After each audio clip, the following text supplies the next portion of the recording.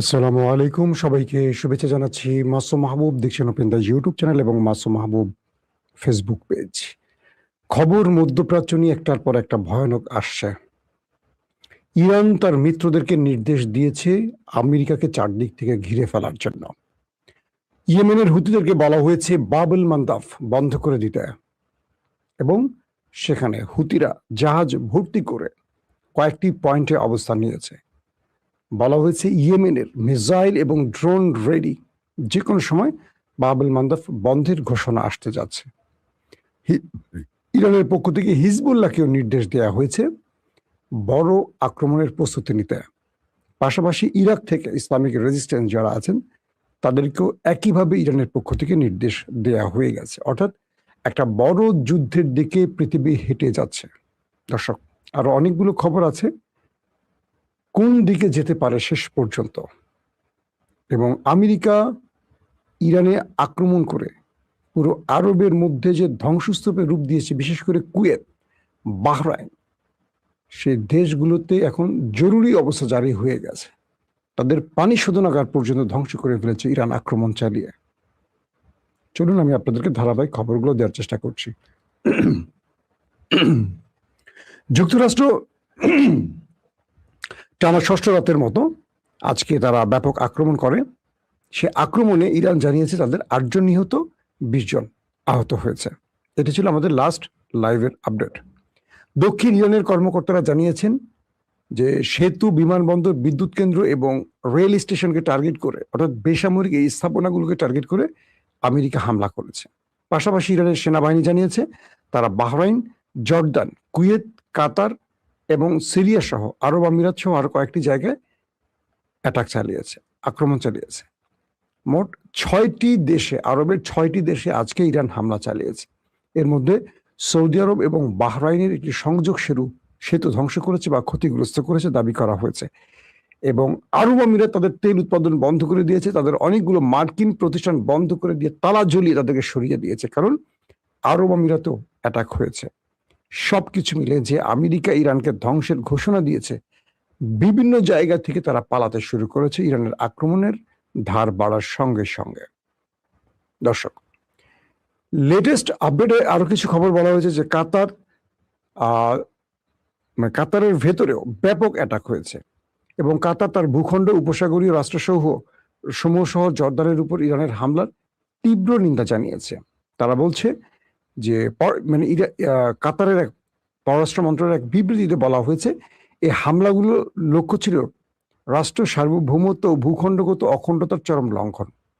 ইরানের বিরুদ্ধে স্টেটমেন্ট দিচ্ছে এবং আন্তর্জাতিক আইন, জাতিসংঘের সনদ ও সুপ্রতিবেশী সুলভ নীতির স্পষ্ট লঙ্ঘন। এটা কাতার ইরানকে উদ্দেশ্য করে বলছে যে তারা আন্তর্জাতিক আইন, জাতিসংঘের আইন অমান্য করছে এবং সুপ্রতিবেশীর যে লক্ষণ সেটাকে স্পষ্ট লঙ্ঘন করেছে। কাতার তার বিবৃতিতে আরো বলছে যে এই হামলায় এর পরিণতির জন্য ইরানকে সম্পূর্ণ আইনগতভাবে দায়ী করে এবং তার সার্বভৌমত্ব ও নাগরিকদের সুরক্ষার জন্য আন্তর্জাতিক আইন ও জাতিসংঘের সনদের 51 অনুচ্ছেদ অনুযায়ী জবাব দেওয়ার পূর্ণ অধিকার ব্যক্ত করবে। অর্থাৎ জাতিসংঘে বিচার জানাবে কাতার। এগুলো কিছু না, কাতারের সাথে আন্ডারস্ট্যান্ডিং করা আছে। কাতারও তাদের ভূখণ্ডগত অখণ্ডতা রক্ষায় নিয়োজিত সহযোগী দেশগুলোর প্রতি সংহতি প্রকাশ করেছে এবং সকল সামরিক পদক্ষেপ অবিলম্বে বন্ধ করা, পরিস্থিতি আরো উত্তপ্ত হওয়া থেকে বিরত থাকা, আন্তর্জাতিকভাবে সংলাপ ও সমালোচনায় ফিরে আসে এবং পূর্বে সম্পাদিত কূটনৈতিক বোঝাপড়া মেনে চলার আহ্বান জানিয়েছে। আমি কাতার সম্পর্কে আপনাদের একটা গোপন তথ্য দিই। কাতারে যে ইরান হামলা করে, এটা কাতারের সাথে আন্ডারস্ট্যান্ডিং করেই করে। কাতার বলে দেয় তুমি মারো, আমি এই কথা বলবো কিন্তু তুমি মারো, কারণ আমেরিকা মার খেয়ে লাল হয়ে গেলে আমার লাভ। কারণ এই কাতার আর পাকিস্তান মিলেই আমেরিকা ইরানের মধ্যস্থতা করেছে। তো ইরানের সঙ্গত কারণে কাতারে আক্রমণ করার কথা না। কাতার চাইছে আমেরিকা যেন কাতারের ঘাঁটি ব্যবহার না করে, কিন্তু এরা ছোট দেশ, আমেরিকাকে নিষেধ করলে গিয়ে না করলে এরা পাত্তাই দেয় না। যেমন সৌদি আরব ভয় পেয়ে গেছে, এখন সৌদি আরব তার ভূমি, আকাশ, স্থল, জল কিচ্ছু ব্যবহার করতে দেয় না আমেরিকানদের ইরানের বিরুদ্ধে। তারপরে আরো কয়েকটি খবর আসছে এরকম যে আমি আপনাদেরকে মেহের নিউজের একটা রিপোর্ট আলোকে আপনাদেরকে কিছু তথ্য দিচ্ছি। ইরানের পক্ষ থেকে যে তথ্যগুলো দেওয়া হয়েছে সেখান থেকে মানে ইরানের গণমাধ্যমের কম্পাইল তথ্যটা দিচ্ছি। আইআরজিসি পশ্চিম এশিয়া জুড়ে ব্যাপক প্রতিশোধমূলক হামলা চালিয়েছে।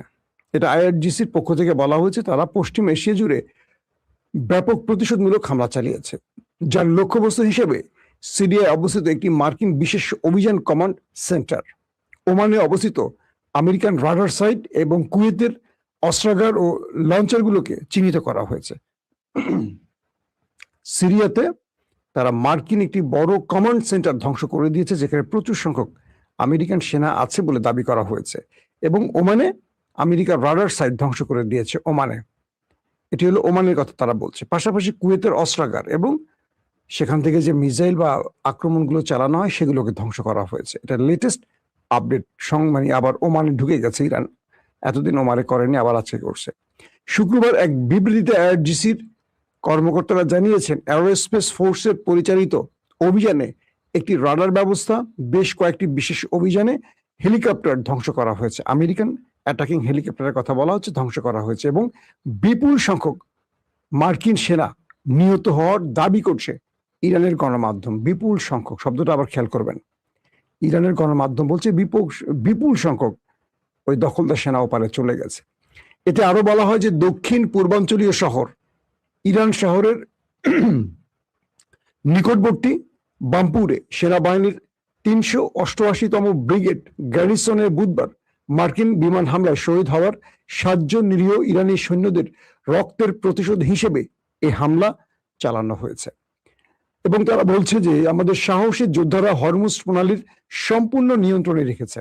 যতদিন মার্কিন যুক্তরাষ্ট্র তার দুষ্টমি চালিয়ে যাবে, ততদিন এই অঞ্চল থেকে এক ফোঁটাও তেল গ্যাস রপ্তানির অনুমতি দেয়া হবে না। এতে জোর দিয়ে বলা হয়েছে তাতে যত কিছু করতে হয় ইরান করবে। অর্থাৎ যতদিন আমেরিকা এখান থেকে চলে না যাবে এবং ইরানকে স্বীকৃতি না দেবে, ততদিন এই হরমুজ থেকে সব রকম জ্বালানি না সব রকম সব পণ্য, সকল জাহাজ পৃথিবীর যে দেশেরই হোক সব বন্ধ, আর এখান থেকে চলাচল করতে পারবে না। এবং বলা হচ্ছে যে ইরান আরো বলছে যে তারা মার্কিন আক্রমণের প্রতিশোধ হিসেবে পাল্টা আক্রমণ করছে বারবার। অর্থাৎ মার্কিন যুক্তরাষ্ট্র তাদের উপর যে হামলাগুলো করছে সেই ধারাবাহিকতা রক্ষা করে তারা আক্রমণ করছে। এদিকে ইরানের একজন শীর্ষ সামরিক কর্মকর্তা বলছেন, আমাদের কৌশলগত হিসাব নিকাশ একটু ভিন্ন। তেহরান থেকে দক্ষিণে সমগ্র ইরান একটি অখণ্ড সত্তা। শুক্রবার একটি পোস্টে মার্কিন এক জেনারেল বলেন, পুরো ইরানকে রক্ষায় ইরানের সশস্ত্র বাহিনী বা আইআরজিসি বা তাদের আকাশ বা স্থল জল পথের বাহিনীগুলো, অর্থাৎ নৌ বিমান সব বাহিনী সর্বদা প্রস্তুত আছে। দক্ষিণ উপকূল এবং হরমুজ প্রণালীতে শান্তি ফিরে না আসা পর্যন্ত ইরানের বিভিন্ন প্রান্ত থেকে শত্রুর বিরুদ্ধে আমাদের কার্যকর ও সুনির্দিষ্ট লক্ষ্যবস্তুতে চালানো হামলা অব্যাহত থাকবে। এবং তিনি ব্রিগেডিয়ার জেনারেল মুসাবি আরো সতর্ক করে বলেন, আইআরজিসি অপারেশন নাসর 2 15তম ধাপে আমেরিকাকে একটা উচিত শিক্ষা দেওয়ার জন্য গালফ কান্ট্রির বেশ কয়েকটি গুরুত্বপূর্ণ টার্গেটে আক্রমণ চালায় এবং তাদের মহাকাশ বাহিনী কাতারে অবস্থিত মার্কিন আল উদেদ বিমান ঘাঁটির বিরুদ্ধে একটি তীব্র প্রতিশোধমূলক হামলা চালিয়েছে। আইআরজিসি জানিয়েছে যে এই অভিযানে একটি দূরপাল্লার রাডার ব্যবস্থা ও বেশ কয়েকটি মার্কিন আকাশপথে জ্বালানি সরবরাহকারী বিমান ধ্বংস করা হয়েছে। রিফুইলিং ট্যাঙ্কারের কথা তারা বলছে, যেগুলো ইরান ধ্বংস করে ফেলেছে। ইরানি বেসামরিক নাগরিক ও অবকাঠামোর উপর হামলা হলে আবারও এর কঠোর জবাব দেওয়ার ঘোষণা করা হয়েছে সেই মুসাবির পক্ষ থেকে, অর্থাৎ সামরিক কর্মকর্তার পক্ষ থেকে। অন্যদিকে আরেকটি খুব চমৎকার বক্তব্য আসছে ইরানের পক্ষ থেকে।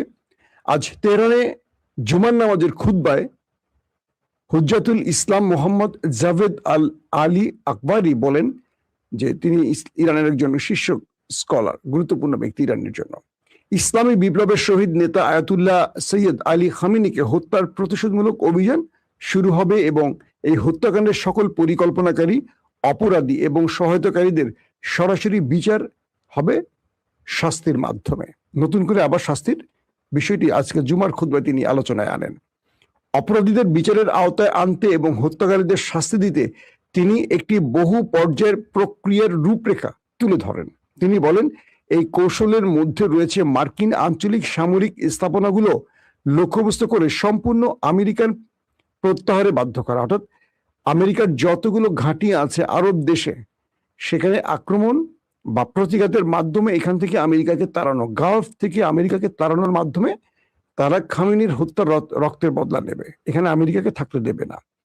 দ্বিতীয় বিষয় তিনি বলছেন পশ্চিম এশিয়া থেকে ইসরায়েলি শাসনের অবসান ঘটানো এবং পরিশেষে যুক্তরাষ্ট্রের বিশ্ব পরাশক্তির মর্যাদার অবসান ঘটানো, অর্থাৎ পশ্চিম এশিয়া থেকে ইসরায়েলের পুরো শাসন ব্যবস্থা, তার যে খবরদারি, এটার অবসান ঘটাবে তারা।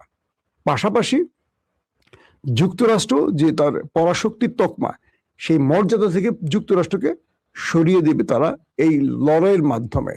অর্থাৎ এর মাধ্যমে তিনি বোঝাচ্ছেন যে আমরা তার উত্তম জবাব দিতে প্রস্তুত আছি। দর্শক, এখন কয়েকটি গুরুত্বপূর্ণ তথ্য আপনাদেরকে আবার একটু রিভিউ করে শোনাচ্ছি। ইরান এই মুহূর্তে তার যে মিত্র আছে হুতি, তাদের বলছে বাবুল মান্দাব বন্ধ করে দাও। বাবুল মান্দাবে হুতিরা মিসাইল এবং ড্রোন রেডি করে ফেলছে, যে কোনো সময় শুনবেন অ্যাটাক।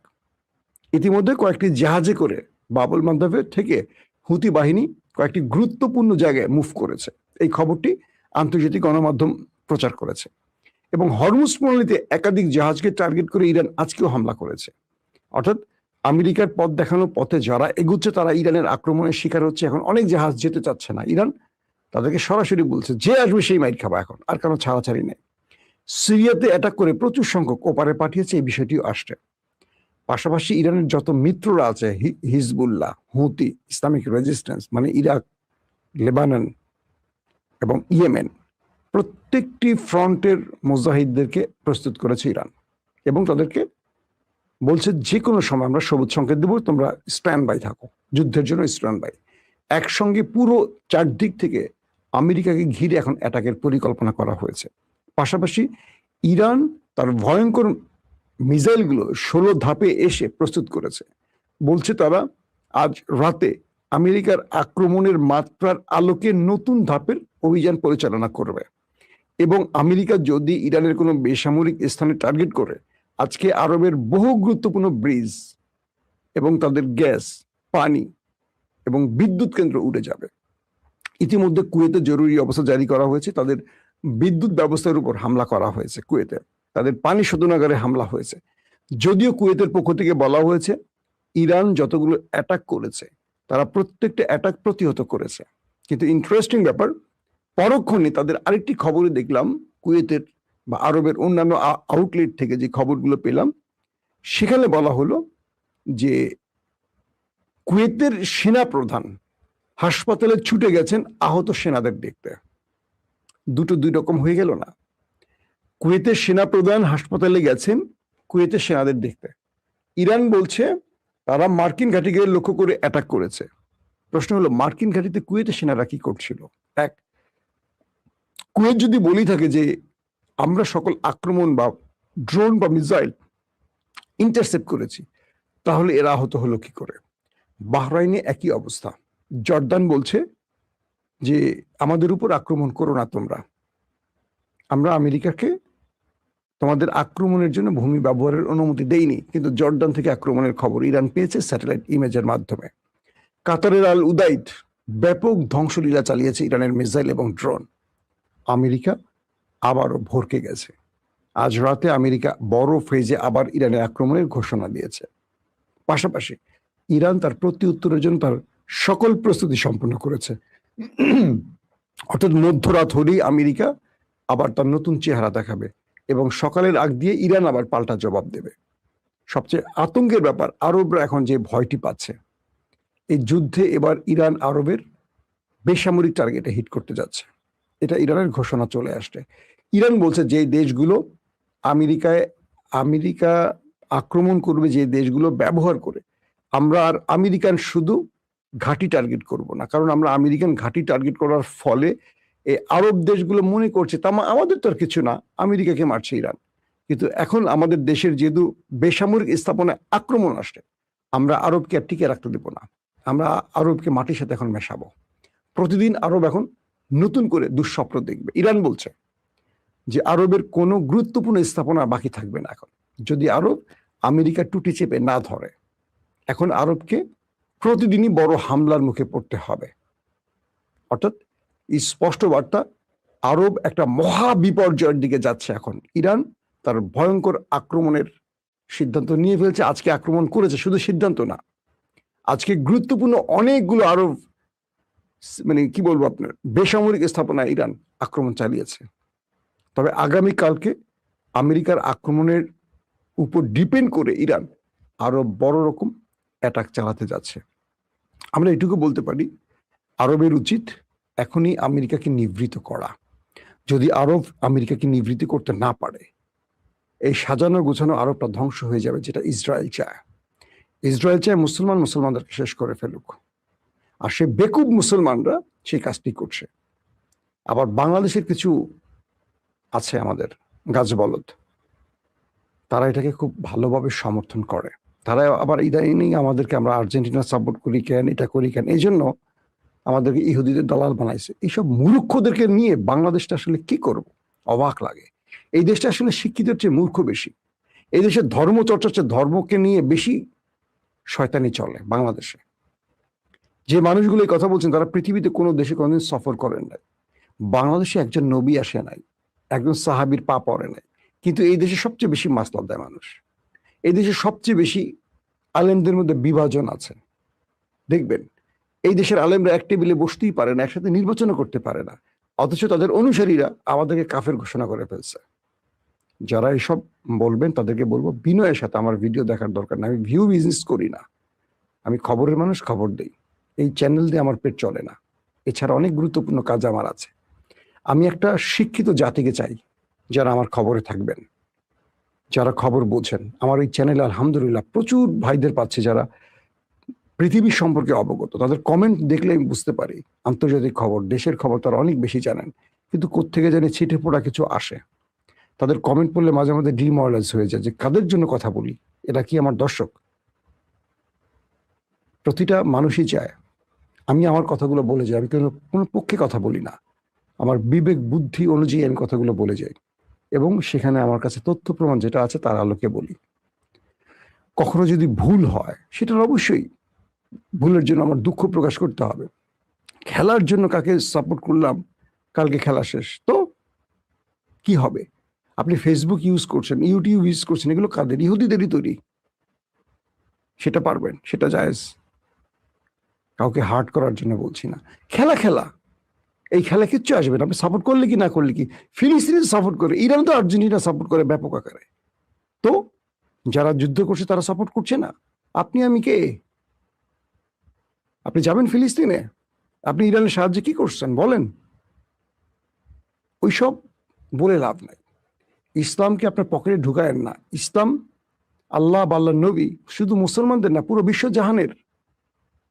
আপনি যদি তাদেরকে দাওয়াতের জন্য আহ্বান না করেন, বাংলাদেশের ব্যাপক আর্জেন্টিনার ভক্তদের কারণে পুরো আর্জেন্টিনা এটাকে সেকেন্ড হোম বলা শুরু করছে। আপনি মানুষের কাছে দাওয়াত দিবেন কিসের আলোকে? আল্লাহ রাসূল মানুষের কাছে দাওয়াত দিচ্ছেন কি মুসলমানদের কাছে, না খ্রিস্টান ইহুদিদের কাছে গেছে? আপনি তাদেরকে কাফের মুশরিক বলে ত্যাগ করলে আপনি কাদের কাছে দাওয়াত দিবেন? তাবলিগে গিয়ে ওই একজন মুসলমান আরেকজন মুসলমানকে দাওয়াত দিবেন? এটা কি সিস্টেম? আপনাকে অনেক জায়গায় যেতে হবে, আপনাকে ভালো গীতিকার হতে হবে, শিল্পী হতে হবে, খেলোয়াড় হতে হবে, অনেক কিছু হতে হবে, দাওয়াত দেন। স্পেনের এই মুহূর্তে সবচেয়ে গুরুত্বপূর্ণ সেন্সেশন যাকে বলা হয়, কে বলেন? একটা তরুণ 18-20 বছরের বয়স, তার দুর্দান্ত ড্রিবলিং করে, দেখছেন না? বাচ্চা একটা ছেলে, মুসলিম। একদিন সে হবে আমাদের অ্যাম্বাসেডর, একদিন সে হবে আমাদের পুরো পৃথিবীতে মুসলিম পরিচয়ের অনেক বড় একটা আইকন। ওজিলের নাম শুনছেন? তাকে জার্মান বের করে দিচ্ছে, তুরস্ক তাকে অ্যাকসেপ্ট করছে। অনেক বিষয় আছে। মুসলমানদের হিকমতের বিকল্প নেই। হিকমত মুসলমানদের সবচেয়ে বড় শ্রেষ্ঠ পথ। এই জন্য অনেককে আপনারা বুঝে শুনে তকমা দিবেন, ধুম করে বলবেন তুই একটা প্যান্ট পরছে, শার্ট পরছে, তুই কাফের। বলার সঙ্গে সঙ্গে আপনি কাফের হয়ে গেছেন। আগে আপনাকে আবার ঈমান আনতে হবে নতুন করে, বুঝেন নাই? আমরা যারা অনেক দেশ সফর করি, আমাদের অনেক আইডেন্টি বহন করতে হয়। আমাদের ভিডিওগুলো এয়ারপোর্টে যখন আমরা যাই, আমাদের চেক করা হয়, দেখা হয়, বলা হয়, ইমিগ্রেশন আটকানো হয়। দেখে আমাদের এই কথাগুলোর মধ্যে আমাদের ইলিয়াস অনেক বড় বিপদে আছে। ইন্ডিয়ার বিরুদ্ধে কথা বলে, ইসকনের বিরুদ্ধে কথা বলে সে কয়েক দফা আমাকে বলছে, ভাই আমাকে আমেরিকা ছাড়তে হতে পারে, ভিন্ন দেশে যেতে পারি। আমি তাকে তুরস্কের জন্য প্রস্তাব দিচ্ছি এবং তুরস্কের সরকারের সাথে আমি কথা বলছি নিজে ব্যক্তিগতভাবে যেন ইলিয়াস আসতে পারে সেখানে। কারণ তার বাচ্চারা আমেরিকান, ইলিয়াসের স্ট্যাটাস চেঞ্জ হয়ে গেছে, অনেক রকম, এগুলো পার্সোনাল বিষয় বলতে চাই না। এই কথা বলার জন্য অনেক প্রবলেম হয়, আমরা চাইলে অনেক কিছু করতে পারি না, আমাদের অনেক জিনিস না চাইলে করতে হয়। কারণ সোশ্যাল মিডিয়ায় কথাগুলো আমার পৃথিবীব্যাপী দেখে। একটা ইউরোপীয় দেশের ইমিগ্রেশনের দাঁড়ালে ওরা এগুলো সব দেখে ফেলে, আটকে দিবে, কিচ্ছু করার নেই। অতএব হিকমত অনেক গুরুত্বপূর্ণ বিষয়, আশা করি বুঝতে পেরেছেন। আমি কাউকে আঘাত করার জন্য কথা বলি না, আমি আলেমদেরকে সর্বোচ্চ সম্মান করি। দেখবেন আমি কোনো ইসলামী দলের বিরুদ্ধে কখনো কথা বলি না, আমার মুখ থেকে কখনো শুনবেন না। সবার প্রতি আমার শ্রদ্ধা আছে, শুধু চাই সবাই এক টেবিলে আসুক, এটাই আমার দাবি। আপনার চরমনের বড় বড় স্কলাররা আমার সাথে পার্সোনালি কথা বলেন, মাসুম এই কথাটা একটু বলবেন। জামাতের অনেকেই নক করেন, খেলাফতের অনেকে নক করেন, এই আলেম সমাজ হেফাজতের ভাইরা আমাদের সাথে যোগাযোগ করেন। মাসুম, আমাদের ঐক্যের প্রয়োজন। কিন্তু আমরা যখন কথাগুলো বলি, অনেকে আপনি তো ওই দল করেন, আমি ব্যক্তিগতভাবে কোনো দলকে পছন্দ করতে পারি কিন্তু দলের প্রচার করি না। আশা করি আপনারা আমার বক্তব্য খুব স্পষ্ট বুঝতে পেরেছেন। যদি বুঝতে না পারেন তাহলে আমার আর কিছু করার নেই, আমাকে ক্ষমা করবেন। আল্লাহ হাফেজ। এই যে এক ভাই লিখছে, আর্জেন্টিনায় 40 লক্ষের উপর মুসলিম বাস করে, তারা শান্তিতে বাস করে। আর্জেন্টিনা কিন্তু প্রচুর মুসলিম আছে, 40 লক্ষ না আরো কম, কিন্তু সেখানে মুসলমানদের স্বাধীনভাবে চলার অধিকার আছে। মুসলমানদের জন্য সৌদি আরবের বড় বড় কমিউনিটি তৈরি করা হয়েছে। এইসব দেশে ইসলাম প্রচারের কাজ চলছে। ব্রাজিলের চেয়ে আর্জেন্টিনায় মুসলিম বেশি, জানেন? প্রেসিডেন্ট ইসরায়েলের পক্ষে, তাতে কি? হাসিনা তো ভারতের পক্ষে ছিল, আমরা কি ভারতের পক্ষে? এই প্রশ্নের উত্তর বোঝেন আপনারা কেউ? শেখ হাসিনা ভারতের পক্ষে ছিল, আমরা কি ভারতের পক্ষে? আমরা তো চরম ভারতের ডট ডট ডট। তো প্রেসিডেন্ট কোন পক্ষে, প্রধানমন্ত্রী কোন পক্ষে, সেটা বড় কথা না। ওই দেশ মুসলমানদের জন্য ক্ষতিকারক কিনা সেটা আসল কথা। আল্লাহ হাফিজ।